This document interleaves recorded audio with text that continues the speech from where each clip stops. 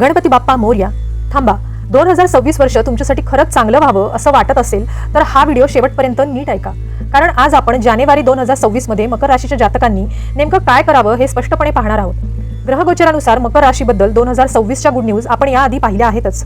तो व्हिडिओ तुम्ही पाहिला नसेल तर डिस्क्रिप्शनमध्ये लिंक दिली आहे, तो नक्की पाहावा. कारण गुड न्यूज ऐकणं वेगळं आणि ती प्रत्यक्षात अनुभवणं वेगळं. त्यासाठी प्रत्येक महिन्यात योग्य कर्म करणं खूप महत्त्वाचं आहे. जानेवारी 2026 पहिला टप्पा 1 ते 13 जानेवारी. ग्रहगोचरानुसार जानेवारीच्या या पहिल्या टप्प्यात मकर राशीसाठी पैसा, कुटुंब आणि जबाबदाऱ्या हे विषय जास्त ठळक राहतात. म्हणजेच आर्थिक ताण आणि मानसिक दडपण थोडं जाणवू शकतं. म्हणून या काळात मकर राशीने पुढील गोष्टी कराव्यात. पहिली गोष्ट, खर्चावर नियंत्रण ठेवा. अनावश्यक खर्च, उधारी किंवा भावनिक खर्च या काळात टाळलेलेच बरे. दुसरी गोष्ट, कुटुंबाशी संवाद ठेवा. मनात सगळं साठवून न ठेवता घरात मोकळेपणाने बोलणं या काळात आवश्यक आहे. तिसरी गोष्ट, बोलण्यावर संयम ठेवा. एक चुकीचं वाक्य नात्यांमध्ये तणाव वाढवू शकतं. चौथी गोष्ट, आर्थिक निर्णय घाईने घेऊ नका. नवीन गुंतवणूक किंवा मोठे व्यवहार थोडे पुढे ढकललेले बरे. पाचवी गोष्ट, आत्मसन्मान जपा. स्वतःला कमी लेखणं किंवा दुसऱ्यांची तुलना या काळात टाळा. हा पहिला टप्पा आर्थिक शिस्त आणि संयम ठेवण्याचा आहे. जानेवारी 2026 दुसरा टप्पा म्हणजे 14 ते 31 जानेवारी. 13-14 जानेवारी नंतर ग्रहांची स्थिती बदलू लागते आणि मकर राशीचं लक्ष हळूहळू स्वतःकडे वळतं.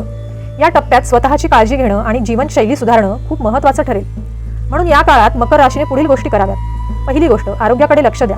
विशेषतः पाय, गुडघे आणि शारीरिक थकवा याकडे दुर्लक्ष नको. दुसरी गोष्ट, ठरलेली दिनचर्या पाळा.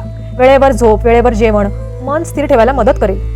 तिसरी गोष्ट, स्वतःसाठी वेळ काढा. सतत जबाबदाऱ्या उचलणं या काळात थोडं कमी करा.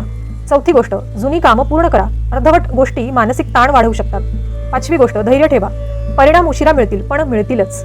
मकर राशीसाठी शेवटचा महत्त्वाचा संदेश म्हणजे जानेवारी 2026 मकर राशीसाठी पहिला अर्धा महिना आर्थिक शिस्त आणि संयमाचा आणि दुसरा अर्धा महिना स्वतःची काळजी आणि स्थैर्याचा आहे. जर तुम्ही हे डूज पाळले तर 2026 मधल्या गुड न्यूजला तुम्ही स्वतःच मार्ग करून द्याल. जानेवारीप्रमाणेच उरलेल्या महिन्यांसाठी काय करावं आणि कोणते उपाय करावेत हे जाणून घेण्यासाठी चॅनेलवरचा सविस्तर व्हिडिओ पाहावा. डिस्क्रिप्शनमध्ये पण लिंक दिली आहे. आणि अशाच मार्गदर्शनासाठी वक्रतुंड ज्योतिष चॅनलला लाईक, शेअर आणि सबस्क्राईब करा.